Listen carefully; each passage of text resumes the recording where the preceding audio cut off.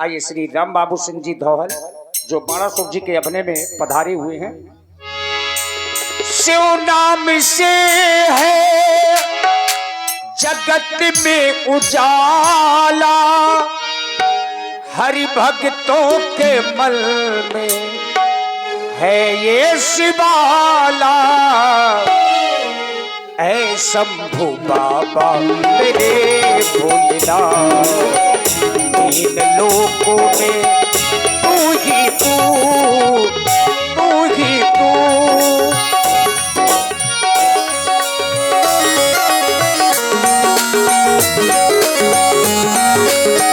श्रद्धा सुमन मेरा मन बेलपत्री, जीवन भी अर्पण कर दूं। ऐ शंभो नमः शिवाय, ओम नमः शिवाय, ओम नमः शिवाय। ओम त्र्यंबकं यजामहे सुगंधिं पुष्टिवर्धनम् उर्वारुकमिव बन्धनात् मृत्योर्मोक्षीयमामृतः। ओम गंगा तरंग रमणी जटा कलापम गौरी निरंतर विभूषित वाम भागम नारायण प्रिय मनंग मदातिहारम वाराणसी पुरपतिम भज विश्वनाथम नमः। ओम जय जय जय शिव शंकर, जय जय जय अखिलेश्वर, जय जय जय भूतेश्वर, पार्वती पति हर हर हर महादेव। हे भूत भावन भगवान शंकर, आज यह बलिपुत्र बाणेश अपना मनमानस आपके श्री चरणों में समर्पित कर रहा था, लेकिन अचानक ये स्वर्ण रंध्रों में सावधान सावधान की ध्वनि स्वर्ण रंध्रों में सुनाई दे रही है। शिवाकांत, ये आज बार बार मेरा मनमानस उस मृत्यु लोक की ओर खिंचा चला जा रहा है, जिस पावन वसुंधरा को मेरे पिता बलि ने दान में दे दिया था। तो क्या उस पावन वसुंधरा में फिर किसी पापी पाखंडी का अत्याचार, दुराचार, पापाचार अपनी चरम सीमा पर है? यदि ऐसा नहीं तो फिर क्या ये मेरी प्यासी खड़क फिर किसी पापी पाखंडी के रक्त को चाटने के लिए ललायित हो गई शिवाकांत, या फिर उस पावन वसुंधरा का कोई स्वर्णित कण रक्त से निमग्न होने के लिए ललायित है? हे भोलेनाथ, हे भोलेनाथ, विदित करावे ये तूफान उठी आधी, ये पत्ते केशम डोल उठी क्यों? ये मेरी असल समाधि, ये समाधि भंग होने का कारण क्या है? दृष्टिपात करता हूं तो आज ये दसों दिशाओं के दिग्गज कच्छप महिपाल आज अपने निज आसनों में आरूढ़ होकर वायुमंडल में भ्रमण कर रहे हैं। ये आज दसों दिशाओं में उठने वाला भूचाल ये मेरे हृदय को विदीर्ण कर रहा है। शिवाकांत, ये किसकी मैया ने ना हर जाया, किसकी मैया ने ना हर जाया, जिसने ये सोता सिंह जगाया, जिसने जीने का खौफ न खाया। सावधान हो जा। लेकिन आज जब दृष्टिपात करता हूं लगी हुई अपनी महल पर उस श्वेत ध्वजा को, जो स्वयं भगवान शंकर ने मुझे दी थी और कहा था बाणेश, जब तक ये ध्वजा तुम्हारे महल पर आरूढ़ है तब तक तुमसे कोई युद्ध में विजय प्राप्त नहीं कर सकता। फिर कारण क्या है? ध्वजा तो आज भी गर्वीली आन बान शान से फहरा रही है, फिर ये बार बार श्रवण रंध्रों में सावधान अट्टहास की ध्वनि, ये अचानक निर्णय कैसा? शिवाकांत, बस पुनः आपके चरणों में ध्यान समाधिस्थ करता हूं, अवगत कराएं कारण क्या है? ओम नमः शिवाय। कारण बड़ा ही दिव्य है, क्रोध करना ही व्यर्थ था। जब कारण जाना तो जन्मी जाकर दिव्य धारा में पावन परम पुनीता, वो हर्षित होकर नपत जनक ने रचो स्वयंवर सीता। राजा जनक ने अपनी पुत्री सीता का स्वयंवर रखा है। स्वयंवर में वो देश देशांतर के राजा महिपाल आज एकत्र हैं। क्यों नहीं? राजा जनक ज्ञानी है, और ज्ञानी नहीं, साधारण ज्ञानी नहीं, ब्रह्म ज्ञानी है, जो ब्रह्म तत्व को जानता हो। ऐसा ज्ञानी राजा जनक भगवान शंकर के धनुष के माध्यम से परमात्मा की खोज कार बड़ा ही सुंदर है। लेकिन ये क्या देख रहा हूं, क्या देख रहा हूं? सावधान! आकाश मार्ग में पुष्पक बाण, ये तो लंका के राजा रावण के पास है, तो क्या आज ये भी मिथिला जाएगा? अवश्य, क्योंकि ये स्वभाव से ही दुष्ट है। राजा जनक ने सीता स्वयंवर को एक नाम यज्ञ का दिया है, और देखत यज्ञ निशाचर धावे, करे उपद्रव मुनि दुख पावे। मिथिला में मुनियों का भी आगमन है, संत भी एकत्र हैं। अवश्य ही ये लंका का राजा रावण आज स्वभाव के वशीभूत होकर मिथिला में उपद्रव करने की चेष्टा करेगा। तो सावधान हो जा दशानन, सावधान, सावधान! मैं खूब जानता हूं इसको, जिस जगह आज ये जाएगा, अरे मत में मतवाला रावण है, सब मनमानी कर दिखलाएगा। लेकिन हो जा सावधान, ये जब तक पाताल निवासी जिंदा है तो मनमानी ना करने पाएगा। बस चलना चाहिए मिथिला की ओर। करूं प्रस्थान मिथिला को, यही आज्ञा पुरारी की। न मेटूंगा कभी भी आया सुस गंगधारी की। बम विश्वनाथ, बम विश्वनाथ, बम विश्वनाथ।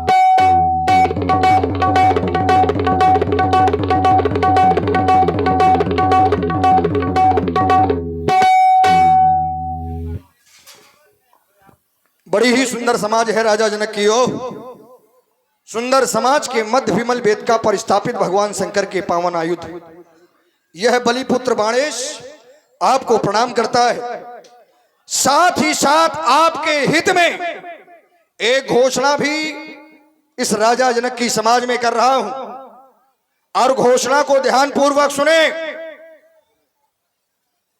जितने भी राजा देश देशांतर के आए हैं, यहां पर सीता का स्वयंवर हो रहा है, कन्या का विवाह हो रहा है, और जहां पर ऐसे शुभ कार्य होते हैं वो धर्म के कार्य माने जाते हैं। राजा जनक है धर्मात्मा, तो धर्म के कार्य को राजा जनक सुचारू रूप से कर रहे हैं।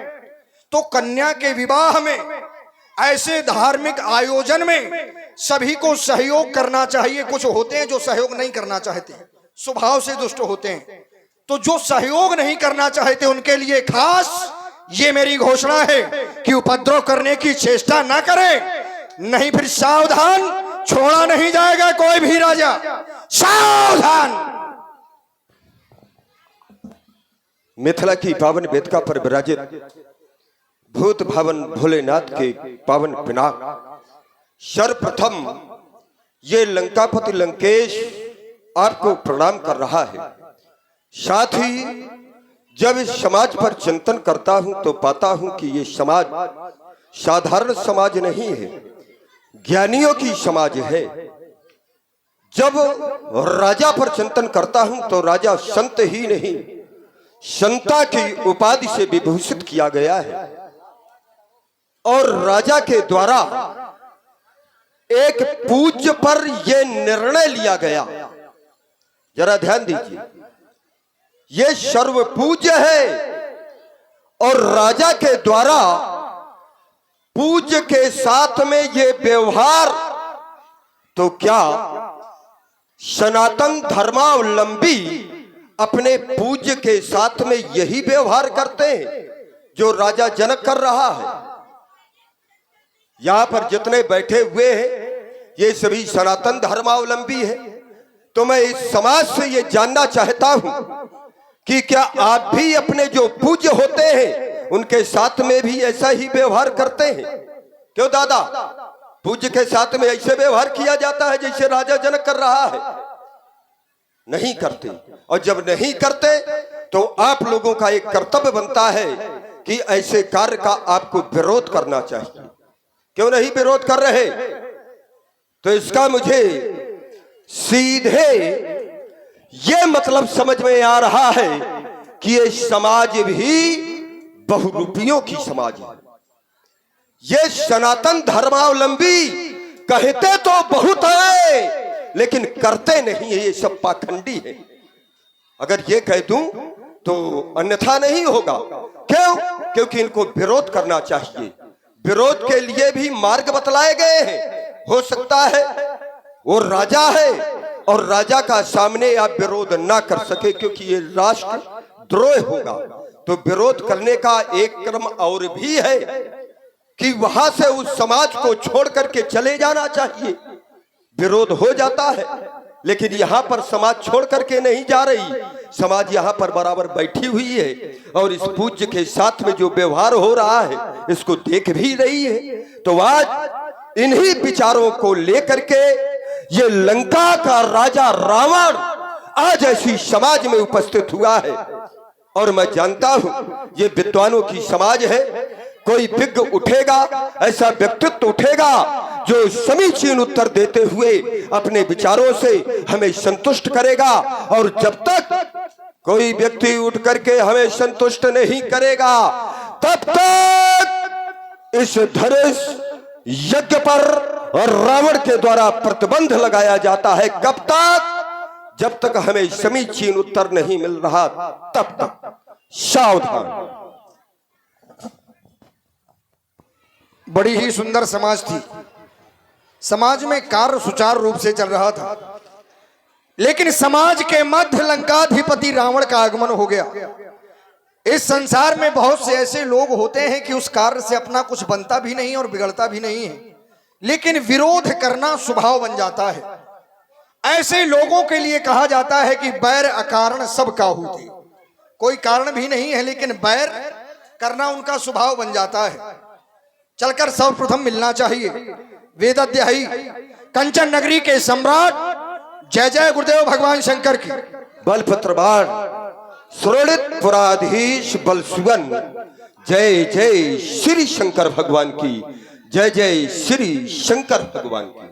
मैं आपकी घोषणा को सुन रहा था। आपकी घोषणा में विशेष कुछ नहीं था, केवल यहां पर लोगों को डराने का आपने कार्य किया है, जो आपका स्वभाव है। बाकी घोषणा में आपने कुछ ज्यादा कुछ नहीं कहा जिसमें कुछ सोचना पड़े, या कोई ऐसा उत्तर हो जो समाज का एक साधारण सा व्यक्ति भी कोई दे सकता है। आपने यहां पर कहा जो राजा जनक कर रहे हैं अपने पूज्य के साथ, क्या आप भी ऐसे करते हैं क्या? अब कर क्या रहे हैं ये नहीं बताया। भाई राजा जनक क्या कर रहे हैं? धनुष यज्ञ कर रहे हैं। क्या अनुचित है इसमें? अच्छा, अनुचित है धनुष यज्ञ करना? यज्ञ करना अनुचित है? अच्छा आप लोग बताओ, यज्ञ करना अनुचित है? नहीं है। जो धर्म के लोग हैं, धार्मिक लोग हैं, धर्म को मानने वाले हैं, यज्ञ वो करेंगे। तो क्या फिर कन्या का विवाह करना अनुचित है क्या? नहीं है। जो हमारे पूज्य हैं, पूज्य का पूजन करना, पूज्य का कल्याण करना, क्या ये अनुचित है? नहीं है। तो राजा जनक क्या कर रहे हैं? भगवान शंकर के इस धनुष को विमल वेदिका रुचिर संवारी, सुंदर विमल वेदिका में सजवा कर रख दिया है। नित्य की बात पूजा आरती भी इनकी की। तो अभी तक हमें यही पता नहीं चला कि राजा जनक अनुचित क्या कर रहे हैं। और यदि आपकी दृष्टि में कुछ अनुचित कर रहे हैं, और जब अनुचित नहीं कर रहे हैं इसी कारण कोई विरोध नहीं कर रहा।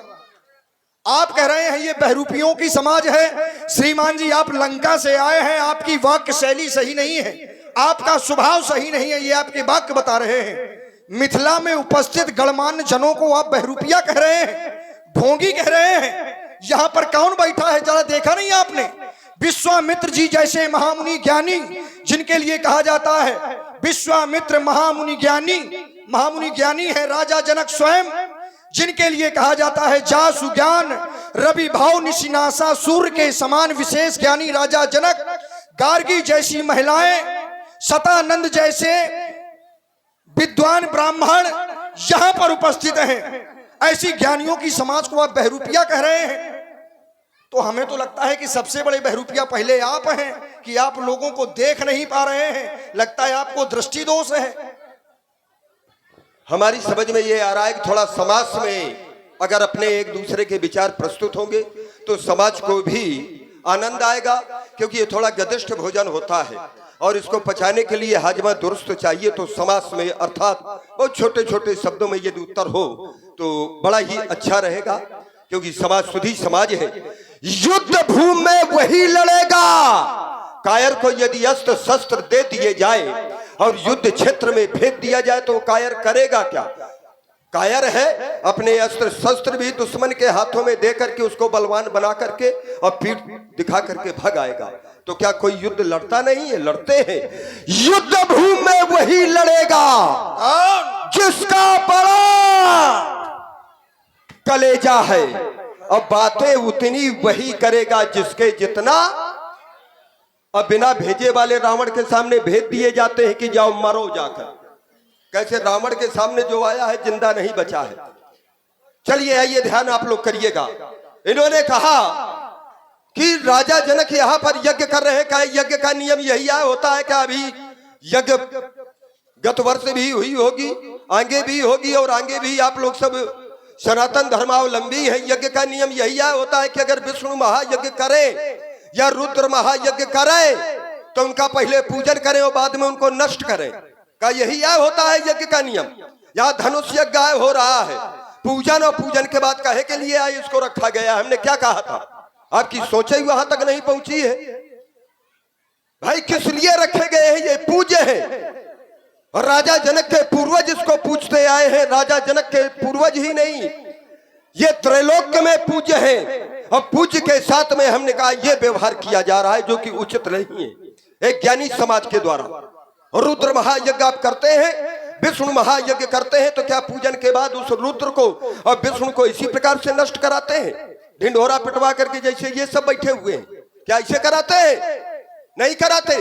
तो फिर कहां से ऐसे ऐसे लोगों को पकड़ करके ले आते हैं?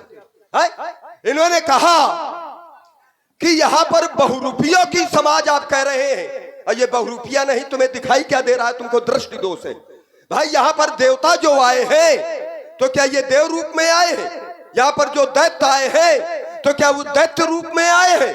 देव धनुज धारी मनुज शरीरा, ये सभी अपना अपना रूप बदल करके आए हैं। और जो रूप बदल करके आता है उनको क्या कहा जाता है? उनको बहुरूपीय तो कहा जाएगा। एक रूप से दूसरा रूप अगर धारण करता है, अगर हमने ऐसा बहुरूपीय कह दिया तो हमने कौन सा ऐसा गलत कार्य कर दिया है? क्या कोई बुरा कार्य किया? अल्प विराम यात्रा करें। क्या कह रहे हो? आपकी घोषणा सीधे थी यहाँ पर कि यहाँ पर सभी बहरूपिया बैठे हैं, और सभी में केवल देवता थोड़ी है, यहाँ पर संत भी आए हैं, राजकुमार भी आए हैं, तो आप सबको तो नहीं कह सकते। और आपने राजा की समाज को बहरूपिया कह दिया, यही अनुचित है। क्या कह रहे हो? राजा जनक से तुड़वा रहे हैं, ये गलत कर रहे हैं, यही गलत है आपकी दृष्टि में। और हमें लग रहा है कि राजा जनक यदि इन्हें तुड़वा रहे हैं तो इनमें इसमें राजा जनक का कल्याण है और इस धनुष का कल्याण है। सबसे ज्यादा तो धनुष का कल्याण है, क्योंकि श्रीमान जी आपको बता दें कि अभी भी इस धनुष में प्राण स्थित है महात्मा दधीच के, और ये अचल हो चुके हैं। जिस समय देवताओं ने महात्मा दधीच की हड्डियों को मांगा तो महात्मा दधीच ने गाय से अपने शरीर का चाटन करवा के हड्डियां दान में दी। वहीं पर उनकी पत्नी थी सुबाचा। सुबाचा ने यह दृश्य देखा कि जीवित प्राण ले लिए, अब इनका तरन तारण कैसे होगा, क्योंकि धनुष बनने के बाद में ये सचल नहीं रह गए। जब इनको कोई चलाएगा तभी चलेंगे, नहीं तो अचल होकर रह जाएंगे, लेकिन प्राण है। तब देवताओं ने आश्वासन दिया कि त्रेता के चौथे चरण में परमात्मा के हाथों के द्वारा इनका जब खंडन होगा तभी इनके प्राणों को मोक्ष मिल जाएगा। तो बताओ, राजा जनक इन्हें तुड़वा कर यदि तोड़ेगा तो वो परमात्मा ही होगा तोड़ने वाला, और कोई नहीं तोड़ सकता, और कोई तोड़ ही नहीं सकता। जब तोड़ने वाला परमात्मा है ये सुनिश्चित है, पूर्व में सबको ज्ञात है। तो श्रीमान जी राजा जनक इसे तुड़वा के गलत कर रहे हैं कि अच्छा कर रहे हैं? अच्छा आप लोग बताओ। बस हो गई बात। जिसमें इनका कल्याण है, थोड़े थोड़े में, कारण कि हमने देखिए आपके आधे से आधे समय में क्रम कर दिया। तुमने कहा कि राजा जनक तोड़वा करके उसको कल्याण कर रहे हैं। अच्छा, संसार में आप आए हो और ये हम जानते हैं कि एक न एक दिन आपकी मृत्यु होगी। संसार से जाना ये तो सांसारिक नियम है, लेकिन यहां से जबरदस्ती भेजना क्या ये नियम है कि अपराध है? क्यों भाई? आपकी मृत्यु, इन्होंने कहा कि इनको त्रेता के अंतिम चरण में, चौथे चरण में जाना है। एक निश्चित आयु होती है प्रत्येक व्यक्ति की, और जो योगी जन होते हैं वो जान भी जाते हैं कि हमारी कब योग बल के द्वारा तपस्वी होते हैं, तपस्या बल के द्वारा, कि हम अमुक, और बहुत से आपने देखा होगा जाने के कुछ क्षण पहले वो बतला भी देते हैं कि अब जाने का समय आ गया है। और जब जाने का समय आ गया है तो क्या उसको जबरदस्ती पहुंचा दिया जाए?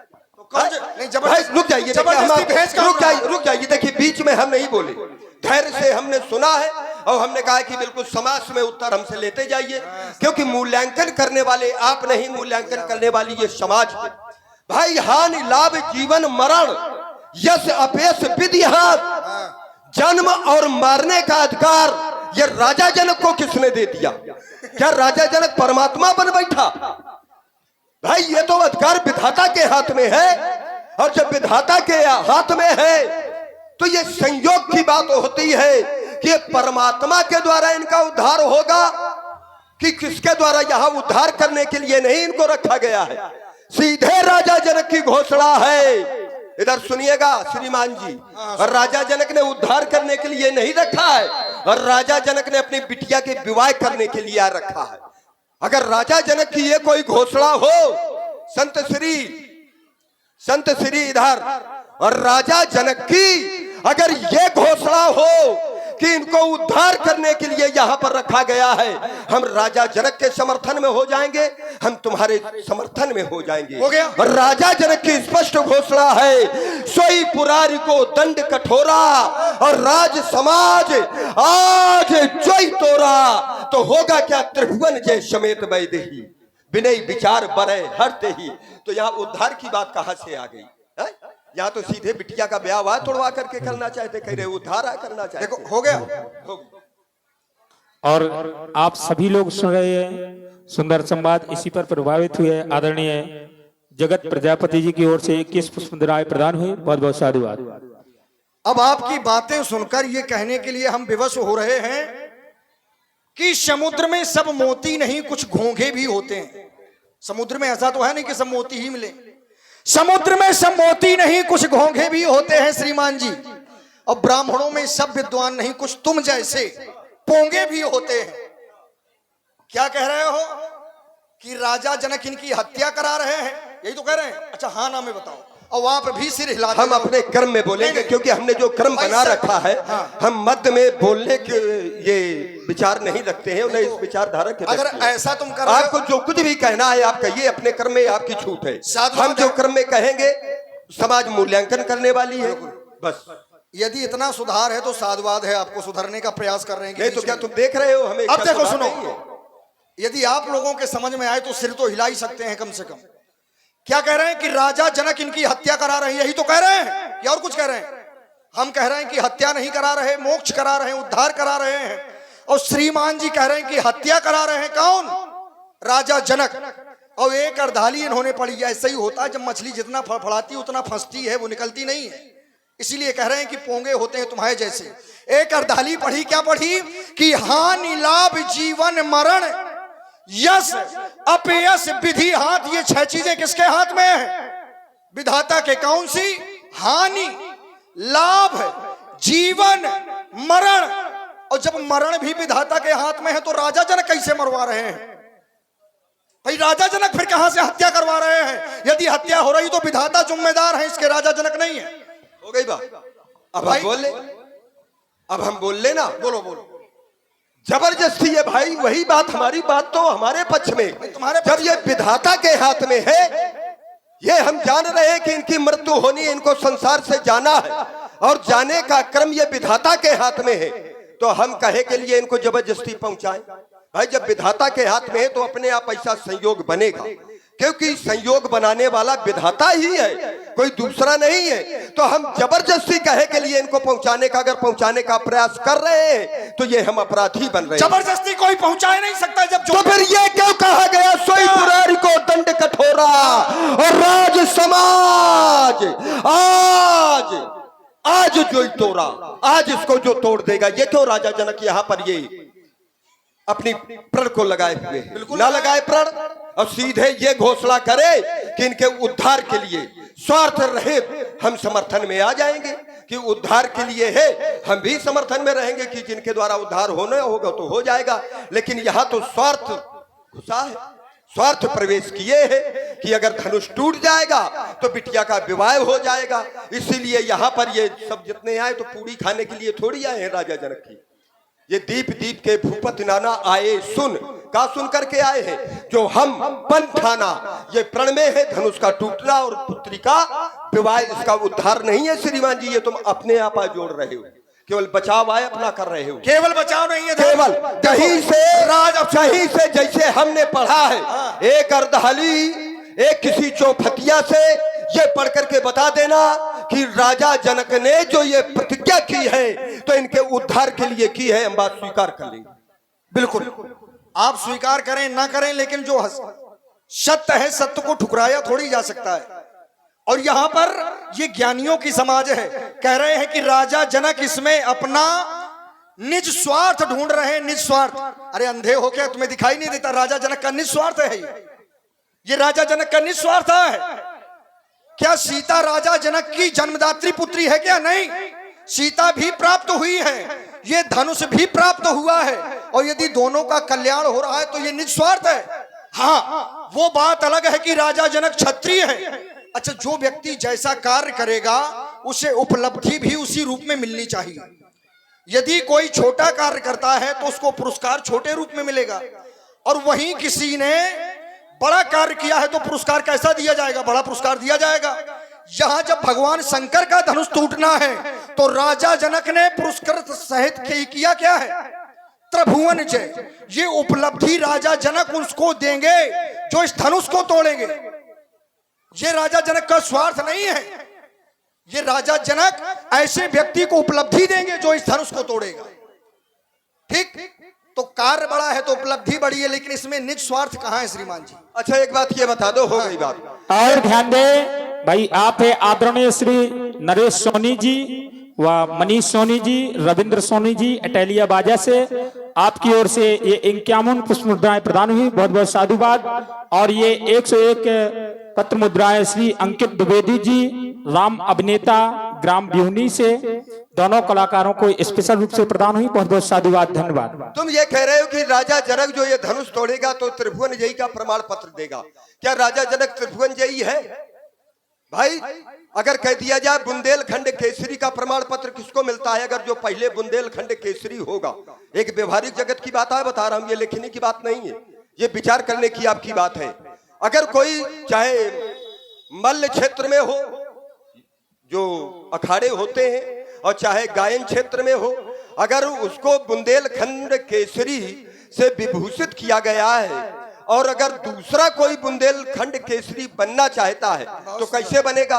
उसके लिए क्या नियम है? क्या ये नियम है कि आइरे खैरे नथु खैरे जो है वो बना दे बुंदेलखंड केसरी?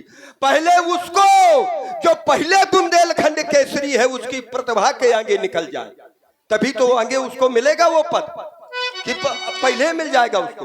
भाई, जो पहले है उसको या तो त्रिभुवन जयी जो पहले है उसको पराजित करे, और पराजित करने के बाद तब ये समाज, ये त्रैलोक उसको त्रिभुवन जयी कहेगी। और पहले ये त्रिभुवन जयी ये है रावण, भुजबल विश्व बस करी और राखिस को न स्वतंत्र, और मंडलीक मन रावण और राज करई, निज मंत्र जह लग ब्रह्म सृष्टि तनुधारी, तो 10 मुख बसवर्ती नर नारी। पहले वो व्यक्ति तो हमको पराजित करे, हमको परतंत्र बनावे। जब हमको परतंत्र बना लेगा तो धनुष तोड़ने से थोड़ा वो त्रिभुवन जयी कहलाएगा, और अपने आप समाज उसको त्रिभुवन जयी कहलाने लगे। आदरणीय श्री मनमोहन जी अध्यापक मुस्कुरा, उनका पदार्पण यहाँ पर हो चुका है। साथ में हमारे आदरणीय छत्रपाल प्रधान जी बिहुनी, उनकी ओर से बहुत अच्छा सहयोग, 10,000 रुपए का सहयोग हमारी समिति के लिए प्रदत्त किया गया है। कोटि कोटि साधुवाद है।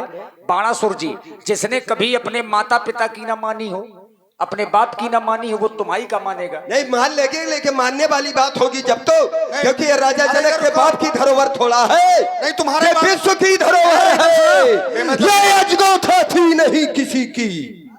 कह तुम्हारे बाप की है कि राजा जनक के बाप की है? कह रहे हैं कि अपने बाप की नहीं मानी। अरे मानने वाली बात होती है तो प्रत्येक व्यक्ति मानता है अपने बाप की, और जब मानने वाली बात ना होगी तो क्या जबरदस्ती मानेगा? ना मानेगा, क्योंकि ये अजगौ था थी नहीं किसी की, ये अजगौ विश्व बपौती है, और जिसने दैत्यों का दलन किया उसकी ऐसी ठकरौती है कहाँ छुपा वो नरनाहर? निकल करके आए वो नरनाहर, जरा हम भी देखे वो धनुष तोड़ने वाले को कौन है। अरे वो कहाँ छुपा वो नरनाहर? वो हमें समझे, अब हम उसको समझे, क्योंकि केवल वही हमें दोनों समझ सकते हैं, तीसरे नहीं। अरे कहाँ छुपा वो नरनाहर जिसके कर से कर्षण होगा। बोलो बार बदलो विधान, नहीं बाणों का वर्षण होगा, अब नहीं धनुष कर्षण होगा, अब नहीं धनुष कर्षण होगा। ऐसा है उतना कहा करो जितना कर सको। ठीक, ये मिथिला है, तुम्हारी लंका नहीं है। कह रहे हो ये राजा जनक की बपौती नहीं है, क्या तुम्हारी बपौती है क्या? विश्व के सम्राट बने घूम रहे हो, ये विश्व की धरोहर है कि नहीं है? धनुष है विश्व की धरोहर। तो अच्छा, विद के लोग बैठे हैं, विश्व की धरोहर कहां होनी चाहिए? विश्व के सम्राट के पास कि राजा जनक के पास? भाई जो विश्व का सम्राट है तो विश्व की धरोहर उसी के पास होनी चाहिए, और तुम्हारे पास कुछ है नहीं। और यहां तक रही हमारी बात तो हम सीना ठोक कर कहते हैं कि ये हमारे बाप का है, क्योंकि भगवान शंकर ने हमें दत्तक पुत्र के रूप में स्वीकार किया है। और जब हमें पुत्र रूप में स्वीकार किया है तो हमारे पिताजी हैं भगवान शंकर, जब उनका धनुष है तो ये हमारे बाप का तो है, लेकिन तुम्हारा क्या है इसमें? अच्छा, कहीं कोई दत्तक रूप में आया है कि तुम्हें दत्तक रूप में जबरदस्ती? अरे नहीं, मतलब तुम्हें पता। और इसी वीर रस की प्रस्तुति में आप हैं भैया नीरज विश्वकर्मा, बरई महोबा, बुंदेलखंड, ग्राम बरदा। आपकी ओर से 21 पुष्प मुद्राएं ये लाइव प्रसारण देख करके ऑनलाइन भेजे गए हैं Shivam studio Seoni YouTube channel पर। बहुत बहुत धन्यवाद। और यदि भावना तुम्हारी यही है तो फिर ये आज धनुष कर्षण होगा, यदि नहीं धनुष कर्षण होगा। ये हमारी ना उठाओ, क्योंकि हमारे उठा लोगे अगर तो तुम चला ना पाओगे, क्योंकि ये केवल ददो खंगम महादीप्तम चंद्रहास मिथि श्रुतम, ये हमें ही प्रदान है। अब इसको कैसे चलाना है केवल हम जान सकते हैं। सुनो, प्रदान तुम्हारे हाथ में रहेगी जरूर, क्योंकि तुम अस्त्र शस्त्र कभी चला ही नहीं पाए हो। नहीं चलाया, हमेशा पराजित तो हुए। नहीं, इसको कभी चलाया है तुमने? किसको? इसको आवश्यकता नहीं पड़ी, लेकिन अगर जानकारी ना हो तो हमारे पास क्यों रहे? और देखो, हमें देखो, एक बार नहीं, 2 बार नहीं, 5 बार नहीं, 12 बार। हाँ, लेकिन हुआ क्या? अगर चलाना जानते होते तो श्रीमान जी लतेआए ना जाते। अरे दैत वंश में जन्मा ये बाणासुर क्या भागा, और जहां जहां लड़ने तू पहुंचा वहां वहां से भागा। कौन? मैं भागा? हाँ, अरे देवासुर संग्राम याद है, जब सूरज से बड़ा सामना था, सूरज तो एक अकेला था, तेरे संग भारी सेना का मेला था। सूरज के हाथों मार खा करके तुम समर भूमि से भागे थे। अरे सारी सेना तो पीछे थी, लेकिन बाणासुर तुम सबसे आगे थे। यही विशेषता है, कम से कम सबसे आगे होते हैं, तुम्हारे तरह थोड़ी कि अपने बेटा इंद्रजीत को भेज दिया। अब इधर देखो, नहीं देखो भाई, गिरता वही है जो घुड़सवार होता है। वो क्या खाक गिरेगा जो घुटनों के बल खड़ा है? तो ऐसे हम लड़े हैं तो हारे हैं, लेकिन सुनो, अपनी भी जरा देखो। बच्चों ने मारा है, बच्चों ने तुमको। बलि जीतन के गयऊ पताला, तो शिशु ने राख बांधिस है साला। खेले बालक मारे जाई, मारते थे थप्पड़ तो मुंह घूम जाता था इनका। पता नहीं ऐसे ही था, कोई बचपन था हमारा, याद नहीं है, यही थे कि कोई और था। अरे तो 10 मूठे का अंतर पड़ता है। खेले बालक मारे जाई, दया लाग बलि दीन छुड़ाई। ऐसे वीर हो तुम, बेमतलब की बात करते हो। वहां से ले आया था कौन? और जी हाँ, जय मां गजानन किराना स्टोर प्रोपराइटर राजेंद्र सिंह परिहार, आपकी ओर से 21 मुद्राएं दोनों वीर रस प्रतिधारियों के लिए प्रदान है। धारा वीर रस अगर की है। गए हैं हम तो फिर अब देखिए, नारियों को चुराने में जब पकड़ जाया जाता है, कितना अच्छा स्वभाव है तो फिर कुछ ना कुछ तो वहां पर प्राप्त होता ही है। अब चाहे मार मिले, चाहे जो कुछ मिले, कुछ ना कुछ होता है। लेकिन सबल वही है जो अपने कार्य में गया है, लक्ष्य की पूर्ति करके आए। और मैंने वही किया। बैरोचनस दौहित्रीम वज्र ज्वालेति नामतः ताम भार्या कुंभकर्ण रावणाशम कल्पयात। अरे बाणासुर तू भाग भाग, हाँ, या तो फिर अब जाग जाग, क्योंकि मैं हूं एक अकेला जग में, ये सबसे अजब निराला, और जीजा लगता हूं मैं इसका, जीजा लगता हूं मैं इसका। मैं इसलिए गया था और इसीलिए मैंने कहा कि अगर मार खाइए तो वहां से खुद लाया हूं। तो जीजा लगता हूं मैं इसका, और ये है मेरा, अरे ये है मेरा। अरे सारे, अरे पीछी का मंत्र ना जाने, ओ छेड़ रहा है ये शेषनाग। बड़ा सुर, अब जाग जा। जागने की आवश्यकता तुम्हें है, हमें नहीं है। ठीक कह रहे हो तुम, भागने में सबसे आगे थे श्रीमान जी। हम युद्ध लड़ते रहे हैं, ठीक तुम्हारी तरह कूटनीति नहीं करते, व्यर्थ लोगों को सताते नहीं हैं, और हमारा भागना ही सार्थक था। क्योंकि कुशल योद्धा वही होता है, और लड़ाई में खास जब अपने हो तो व्यक्ति को यदि पीछे होना पड़े तो इसमें कोई लाज नहीं है। लड़ने वाला जब घर का हो, यदि भागना भी पड़े तो कोई बात नहीं है। देव और असुर ये कोई अलग थोड़ी है, ये हमारी घर की बात है। हम आपस में हमें झगड़ा होता था, वो बड़े भाई हम छोटे भाई आपस में लड़ते थे, कभी हम उनको मारते थे, कभी वो हमको मारते थे, तो इसमें कोई शर्म वाली बात नहीं है। लेकिन जहां तुम गए हो तो तुमने व्यक्तिगत मार खाई है। हाँ, तुम्हारी लंका में योद्धा है तुम्हारा बेटा इंद्रजीत, इसीलिए कहता हूं ये खुला वक्ष तुम करो वार, ये मिथिला में होगा बुरा हाल। अरे ये दिखला लो जोर जवानी का, और हो छाती में बाल अगर तो फिर झेलो वार कपाली का। अगर अकेले डर लगता हो तो लंकापुर संदेश पठा दे, बेटा इंद्रजीत बुलवा ले, भाई कुंभकर्ण जगवा ले। फिर ना कहना खबर नहीं थी, उस बाणासुर को सबर नहीं थी, हाय हाय कुछ कर ना पाया उस बाणासुर बलशाली का। और हो छाती में बाल अगर तो फिर झेलो वार कपाली। कह रहा है कि तुम बुलवा लो कुंभकर्ण को, बुलवा लो घननाथ को, बुलवा लो। ये तुम लोग जो है सेना को लेकर के जाते हो, भागे मार खा करके भागते हो। यहाँ पर अकेला ही पर्याप्त है, ये सिंह अकेला चलता है, और तुम्हारे जैसे गीदड़ चलते हैं टोली में, एक दो नहीं, अरे हजारों तुम्हारे जैसे पड़े हैं हमारी लंका के कारागार की खोली में। एक दो नहीं, हजारों। तुम कह रहे हो बार छाती में बाल, ये बाल हम तुम्हारे एक भी बाल न बचेंगे, सबसे पहले भाव के बाल बनाएंगे। क्योंकि जब भाव के बाल अगर किसी के उखड़ जाते हैं तो फिर उसका चेहरा देखने योग्य, जरा देखो फिर कैसा लगता है, जैसे चित्रकूट में। तो ये बार बार, ये बार की बात करता है, मैं कहता हूं ये बार की बात ना कर, ये बार बार, ये लगातार, ये कई बार, बार बार बातन से बैर को बढ़ावे जानी। अरे देख सन्मुख काल भय खाता है, बार बार बार बार कहूं भाग जा यहाँ से आज, नाइता कठिन प्रण मेरो या बार बार, बार बार लड़ी है तय अस्त्रन को कर में धार, दूर से बात कर, तो पे हार जई है तय मोसो कहूं बार बार, बार बार करूंगा क्या मैं बार बार, बार बार तेरे, अरे ये भाव के उखाड़ बार भैया बार बार रावण पागल हो तुम गए। भी अगर वो करोगे तो तुम्हारे भी न छोड़ूंगा, क्योंकि जब इसने कह दिया है तो बार बार, अरे तेरे ये सिर के उखाड़ बार। अब करूंगा क्या, ये रगड़ रगड़, ये रगड़ रगड़, कपड़े धो, ये मसाल मसाल। अरे कपड़ा में कम आए हैं क्योंकि बालों के लिए ज्यादा मेहनत करनी पड़ती है। अरे मसाल मसाल, ये गरद में मिलइयो तुझे बार बार। देखो ये तुम केवल 12 बार करने लायक हो, किसी लायक नहीं हो।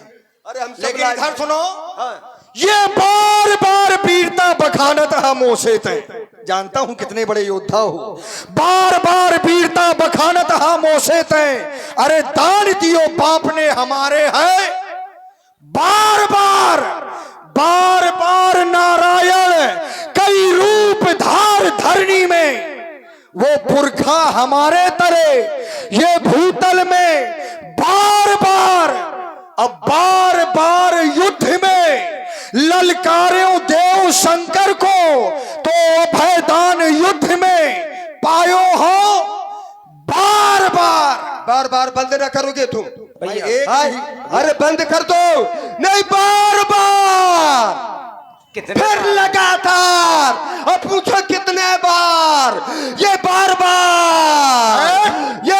बार भागत है व्यंग्य बार बाड़ा सो महिमा तमोसो बखानत है बार बार बांधे हो मैं वीर बलवानों को और लंका की बखरी पवन बुहारत है बार बार बांधे हो मैं वज्रले बलधारी इंद्रराज तो इंद्रों की वीरता बिगाड़त हो बार बार बल को बढ़ावत हो बोल और दंडधारी काल को मैं बांधत हो बार बार।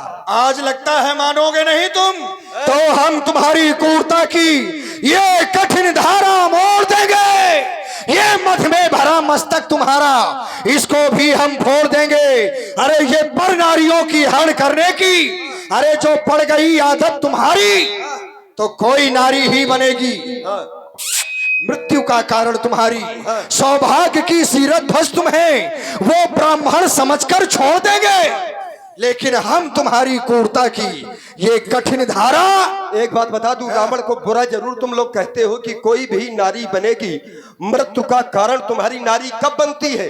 अरे उसके साथ में तुम वरण कर लो ब्यास जी, थोड़ा एक क्षण वरण कर लो, और वरण करने के बाद भाई छीना झपटी से तुमने विवाह तो कर लिया, माता पिता की अनुमति विरोध से विवाह तो कर लिया। अब मरण कब होता है? जब उसको तुम त्याग दो, छोड़ दो, तब कहीं ना कहीं उस नारी के द्वारा, क्योंकि काय न पावक जारी सक और का न समुद्र समाए और का न करे अबला प्रबल और कई जग काल न खाए। नारी क्या नहीं कर सकती, लेकिन रावण ने ये किया ही नहीं है। और रावण ने क्या किया है? रावण ने अपनी संस्कृति को बढ़ाने के लिए उन नारियों का हरण किया है, लेकिन उनके सम्मान में उनको मैंने छोड़ा नहीं है। उनके सम्मान में उनको अधिकार दिलाते हुए उनके साथ में मैंने वरण भी किया है। ये होना तो चाहिए रावण जैसा कोई। तुम्हारे जैसा अरे ढे जैसा पति ये ढे जाते हैं, ये ढेर के ढेर शत्रु, ये ढाहन ढिटकार देत ना ढूंढ मार्ग पाते हैं। ये भयदा भयंकर प्रकृति भयकारी देखो, ये चंचल चटकीली चाल फूल जाते हैं। ये गर्जन गराज से ये गिरते हैं प्रमत्त वीर, गिरगी गुफाओं में गुम हो जाते हैं। ये प्रबल प्रभंजन प्रकंपन प्रमत्त वीर भय से भयभीत हो ये नित्य शीश खतरे। और इसी प्रस्तुति में आप हैं फूड किंग रेस्टोरेंट मुस्कुरा से आपकी ओर से ये 100 पुष्प मुद्राएं बार बार दोनों विद्वान कलाकारों के लिए प्रदान कर रहे हैं, बार और निवेदन कर रहे हैं बाणासुर जी से कि हाथ पकड़िए और ले जाइए। अच्छा, आज तक रावण का किसी तो फिर एक बार सभी केवल मंदोदरी के सिवा और रावण का हाथ पकड़ने का साहस किसी में नहीं। अब मंदोदरी बन करके अगर पकड़ ले तो ये स्वीकार हो जाएगा रावण को, क्योंकि रावण ग्रहणम वायु ग्रहणम शल्यभम, और रावण को पकड़ना और वायु को पकड़ना ये बराबर है। और वायु को पकड़ तो रावण ही पाया है, कोई पकड़ नहीं पाया व्यास जी। इसलिए अपने लक्ष्य की पूर्ति करो, ऐसा प्रस्थान करो। ये केवल देखने के लिए नहीं है, वास्तव में यदि मार दिया तो बचोगे नहीं, ठीक? इसलिए यहाँ पर शांति व्यवस्था रहने दो, और सभी सभासद बड़ी प्रेम से एक बार भगवान शंकर के नाम की जय घोष करें। बोलिए जगत गुरुदेव भगवान शंकर की जय हो। भूत भवन भोले। और आप है Bundeli Gauri YouTube channel, Bundeli Gauri YouTube channel 21 मुद्राएं आपकी ओर से भी दोनों कलाकारों को धन्यवाद। भूत भवन भोलेनाथ के पिनाक यहाँ पर रावण और बाणासुर का आना अति आवश्यक था। यदि यहाँ पर रावण और बाणासुर नहीं आते तो राजा जनक की जो प्रतिज्ञा है वो पूर्ण ही नहीं होती। उसका कारण है क्योंकि राजा जनक की प्रतिज्ञा है कि त्रिभुवन जय समेत वैदेही जो धनुष को तोड़ेगा तो उसको त्रैलोक्य जयी का प्रमाण पत्र मिल जाएगा। और रावण के पास पृथ्वी लोक और स्वर्ग लोक की विजय है और बाणासुर के पास पाताल की विजय है। जब दोनों यहाँ से चले जाएंगे त्रैलोक्य विजेता, उसके बाद जब कोई भी व्यक्तित्व इस धनुष को तोड़ेगा तो एक राजा जनक के द्वारा ही नहीं, इस समाज के द्वारा भी उसे त्रिभुवन जयी का प्रमाण पत्र प्राप्त हो जाएगा। दूसरा, रावण का आने का एक मुख्य कारण और भी है। कारण यह है क्योंकि आज रावण उस परमात्मा को खोज करने के लिए यहाँ पर आया है, लेकिन समय सूचक यंत्र हमें विवश कर रहा है। मैं ये भली बात जानता हूँ कि वो कहीं ना कहीं परमात्मा इस मानव वेश में, इस समाज में कहीं ना कहीं बैठा हुआ है। तो हे भूत भवन भोलेनाथ के पिनाक, मेरी आपसे एक प्रार्थना है। प्रार्थना ये है कि जिनके द्वारा तुम्हारा उद्धार होना है, उसी के द्वारा तो हमारा और हमारे राक्षस कुल का उद्धार होना है। तो मैं चाहता ये हूँ कि आप उस परमात्मा के कर कमलों में जाकर के दो भागों में परिणत होते हुए उस परमात्मा को और भी शक्तिमान बना देना, जिससे कि आगे आने वाले समय में मैं एक एक राक्षस को युद्ध क्षेत्र में भेज करके उस परमात्मा के द्वारा मोक्ष प्रदान करा सकूं, परम पद दिला सकूं, और उसके बाद मैं स्वयं अपने कुल के सहित उस परमात्मा के द्वारा युद्ध क्षेत्र में गति प्राप्त करते हुए मोक्ष को प्राप्त करूं। बस यही आपसे मेरी अंतिम कामना है। हे अजगौ अंतिम प्रणाम, हे अजगौ अंतिम प्रणाम। एक बार सभासदों उच्च स्वर से जय घोष कर दो। बोलो शंकर भगवान की।